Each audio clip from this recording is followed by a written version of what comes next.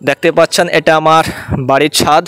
আমি আমার ছাদের উপরে একটি ছোট ট্যাঙ্ক করেছি, যার দৈর্ঘ্য 7 ফুট এবং প্রস্থ 3 ফুট। এই ট্যাঙ্কের মধ্যে আমি শিং মাছের রেণু ছেড়েছি।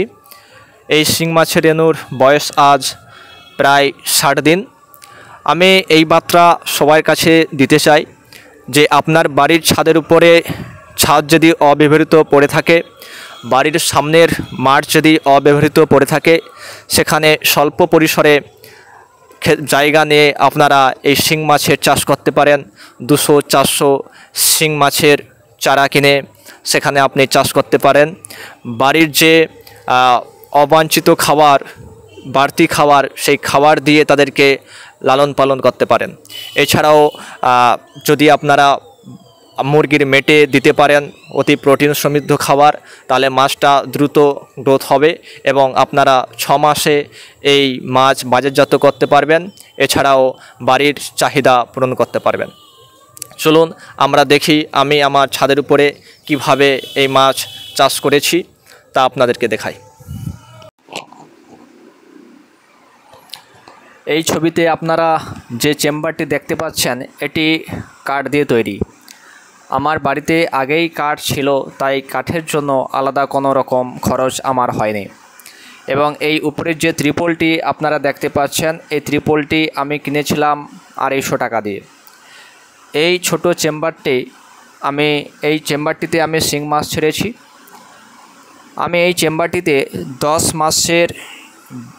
10 দিনের শিং মাছের রেণু ছেড়েছিলাম এবং শিং মাছের রেণু ছাড়ার আগে জলটাকে আমি সবুজ করেছিলাম। এই জলটি সবুজ করার জন্য আমি ইউরিয়া এবং গোবর অনুপাত অনুযায়ী ব্যবহার করেছি। আপনারা দেখতেই পাচ্ছেন বর্তমান যে জল, এটি কালচে রঙের হয়ে গিয়েছে, তবে কোনো কিন্তু দুর্গন্ধ হয়নি। এই জন্য আমি এই জল আমি 1-2 দিনের মধ্যে পরিবর্তন করব। জল পরিবর্তনের জন্য আমি সাইফন পাইপ ব্যবহার করব এবং জল বাইরে বার করে দেওয়ার পর নতুন জল আমি এর মধ্যে অ্যাড করব। এরপরে আমি মাছগুলোকে খাবার দেবো। তো দেখুন, খাবার দেওয়ার পরে মাছগুলো কতটা অ্যাক্টিভ তা আপনারা নিজেদের চোখেই দেখতেই পাবেন। আর আপনারা সবাই হয়তো জানেন যে ক্যাটফিশ জাতীয় মাছগুলো এরা দিনের বেলায় শিকার করতে কমই বেরোয়, কারণ এরা রাত্রিবেলা শিকার করতে অনেক স্বাচ্ছন্দ্য বোধ করে। তো এখন বাজে প্রায় 4:30-5টে বিকেল। তো দেখতেই পাচ্ছেন মাছগুলো তো খাচ্ছে। আমরা জানি এই ক্যাটফিশ এই মাছগুলোকে প্রতিদিন খাবার দিতে হয়। যাদের বাড়িতে সামান্য জায়গা আছে তারা চাইলে নিজেরাই কিছু জোগাড় করতে পারেন, যেমন খাবারের জন্য মাটির কেঁচো, শামুকের মাংস, এগুলো কুচি করে দিলে মাছ প্রোটিন সমৃদ্ধ খাবার পাবে এবং দ্রুততার সঙ্গে এরা বাড়বে। আর যদি এগুলো হাতের নাগালের মধ্যে না পান, তাহলে কি করবেন? তাহলে বাজার থেকে 25-30% প্রোটিন সমৃদ্ধ ফিড কিনে আনুন। সকালে 1 মুঠো দিবেন আর রাত্রিবেলা 1 মুঠো দিবেন। এরপরে শুধু দেখতেই হবে জল নষ্ট না হয়ে যায়। যদি জল নষ্ট হয়ে যায় তবে আপনাকে জল পরিবর্তন করতে হবে।